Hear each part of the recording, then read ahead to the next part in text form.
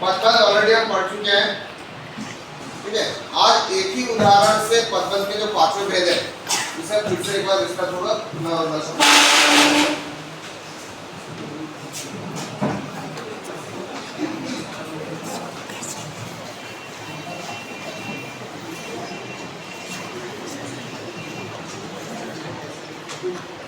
क्या लीजिए सबका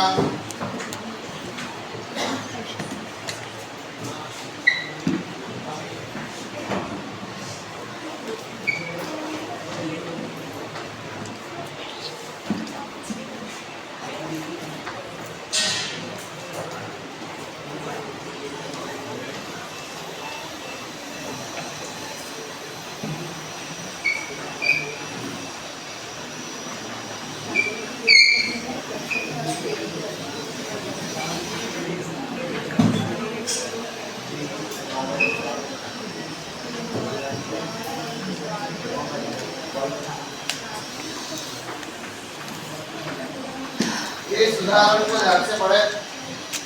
बुद्धिमान और ईमानदार राजन धीरे धीरे, वह मैंने इसलिए ऑब्लिक में रखा है ताकि सर्वनाम पदबंध को एक्सप्लेन किया जा सके। धीरे धीरे बाग की ओर जा रहा है। इसी एक उदाहरण में पांचों के पांचों पदबंध समाहित है।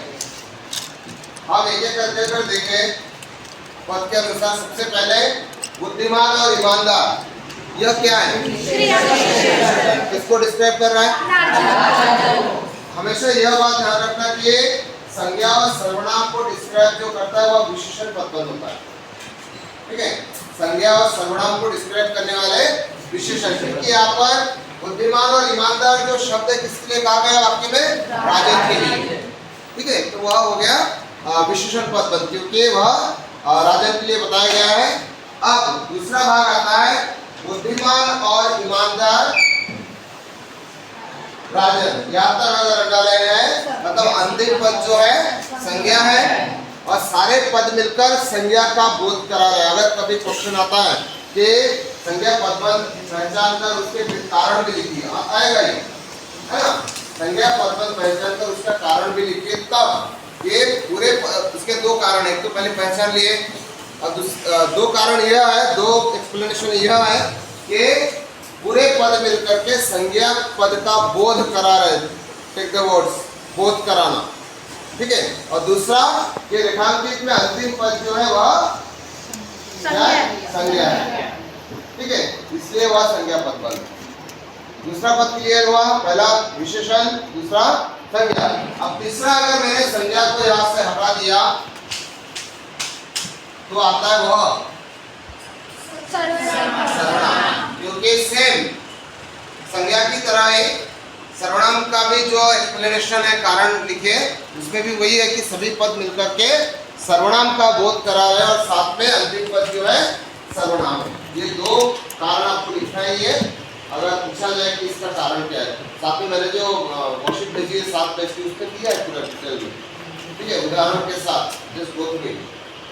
अब तीसरा आते हैं सबसे आप लोग जिसमें कंफ्यूज होते हैं, ठीक है, क्रिया विशेषण पदबंध। अब धीरे धीरे बाघ की ओर, कई बच्चे ऐसा सोचेंगे कि सर बाघ तो संज्ञा शब्द है, फिर यह क्रिया विशेषण कैसे हुआ?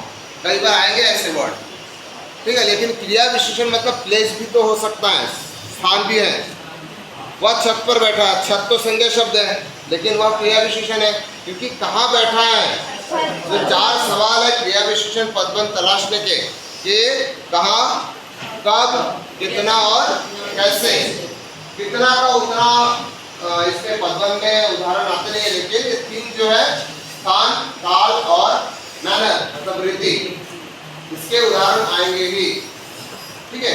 तो यह जो है क्या क्या बता रहा है, कहाँ, बाकी और मतलब स्थान और मैनर बता रहा है, धीरे धीरे बाकी ओर, ठीक है। ऐसे उदाहरण में कंफ्यूज नहीं होना है। अगर वहां पर क्रिया के पास क्रिया से सवाल पूछने के बाद अगर उत्तर सही मिल रहा है 3 में से, 3 या 4 में से, तो समझ लेना कि वह क्या है, क्रिया विशेषण, ठीक है। कई बार हो सकता है कि संज्ञा के पहले भी ऐसे कुछ शब्द आए, ठीक है, ऐसे लगे कि वह संज्ञा पदबंध है, लेकिन फिर वही ध्यान रखना कि क्या यह क्रिया को डिस्क्राइब तो नहीं कर रहा है, क्रिया की विशेषता तो नहीं बता रहा है।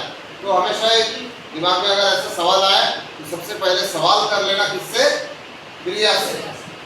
अगर उत्तर मिलता है तो समझ लेना कि वह क्या है, क्रिया विशेषण पदबंध है। ठीक है, अब अंतिम जो है ये तो बड़ा आसान है, जा रहा है तो हमेशा अंत में क्रिया पदबंध होगा।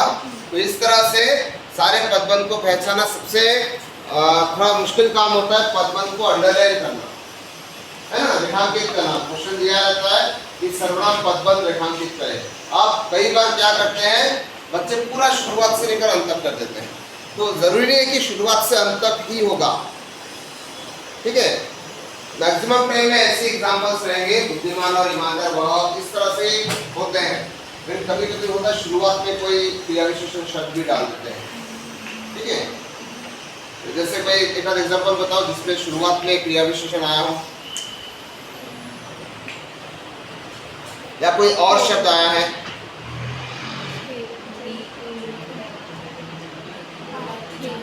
हाँ, एक उदाहरण देते हैं, वह लड़का, वह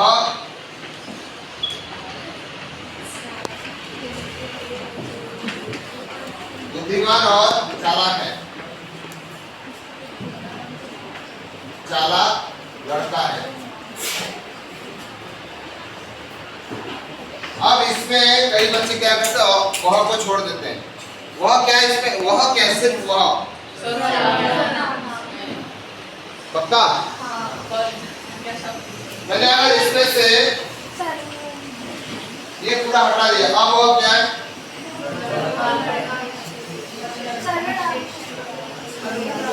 इसमें उसे इंडिकेट किया है।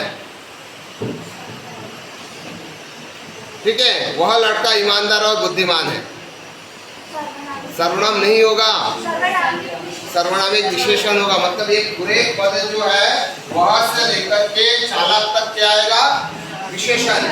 और अगर लड़का है तो संज्ञा, संज्ञा, क्योंकि अंतिम पद संज्ञा शब्द है। ठीक है, यह सारी बातें हमेशा ध्यान रखना। कभी कभी वह सर्वनाम जैसे दिखते हैं क्योंकि सार्वनामिक विशेषण है तो अपने इसमें, है ना। इसी तरह के एग्जाम्पल में गड़बड़ करते हैं, या तो इसे सर्वनाम लिख देंगे, यही गलती होती है। तो इसलिए कभी कभी शुरुआत में शब्द आते हैं परंतु वह कोई और होते हैं। ठीक है, इसलिए सारी चीजें ध्यान रखना। अगर संज्ञा है तो रेखांकित अंतिम पद जो है वह संज्ञा ही होगी। विशेषण है तो वह संज्ञा के पहले तक या संज्ञा को डिस्क्राइब करने वाले शब्द ही होंगे। क्रिया विशेषण है तो वह क्रिया को ही डिस्क्राइब करेंगे, किसी और को नहीं। ठीक है, और अगर वह कौन सा बचा है, सर्वनाम है तो वह सर्वनाम को डिस्क्राइब करेंगे और अंतिम पद जो है वह सर्वनाम ही होगा। और क्रिया को अंत में आता है तो क्रिया को ये करने की जरूरत नहीं है। और साथ में कभी कभी क्रिया विशेषण और क्रिया, कई पुस्तकों में गलत उदाहरण दिए हैं कि कई बार क्रिया विशेषण के साथ क्रिया को भी अंडरलाइन कर दिया है। ठीक है, जैसे बच्चा लुढ़कते हुए गिर गया तो पूरा लुढ़कते हुए गिर गया को अंडरलाइन किया है। आप दो चीजें हो नहीं सकती, लुढ़कना उसका मैनर है, गिरने का मैनर बता रहा है, तो इस तरह से अंडरलाइन नहीं होगा। जो प्रश्न पत्र आएंगे वो कभी गलत नहीं होंगे, उसमें गलत शब्द दिए नहीं होंगे, लेकिन आपकी पुस्तक में, आपके रेफरेंस बुक में हो सकता है कई बार गलत उदाहरण दिए। इसे बेमेल पदबंध कहते हैं। कौन सा पदबंध, बेमेल, मतलब जो दो अलग अलग पदबंध मिलकर के गलत उदाहरण देते हैं। ठीक है, तो ऐसे पदबंध का इसको स्किप कर देना है। पेपर में तो नहीं आएंगे, पेपर में जो आएंगे वे सही होंगे। यहाँ पर आसान तरीके से दिया हुआ है, उतना कुछ इसमें है नहीं। देखो, सामान्य तौर पर संज्ञा पदों का सिंपल उदाहरण एक बार रीड कर रहा हूँ। संज्ञा पदों का काम करने वाले पदबंध संज्ञा पदबंध कहलाते हैं। या उदाहरण दिया है, देखो। ठीक है, ये सारे उदाहरण एक बार रीड करो। गोवा से आए काजू। अब एक काजू की विशेषता क्यों, कहाँ से आए, गोवा से, लेकिन वो क्रिया विशेषण नहीं है ना। यहाँ पर क्रिया क्या है उसके लिए विशेषता बता रहे हैं। छत पर बैठा लड़का, संज्ञा पद। आप देखो यहाँ पर, हाँ ये अच्छा एग्जाम्पल है।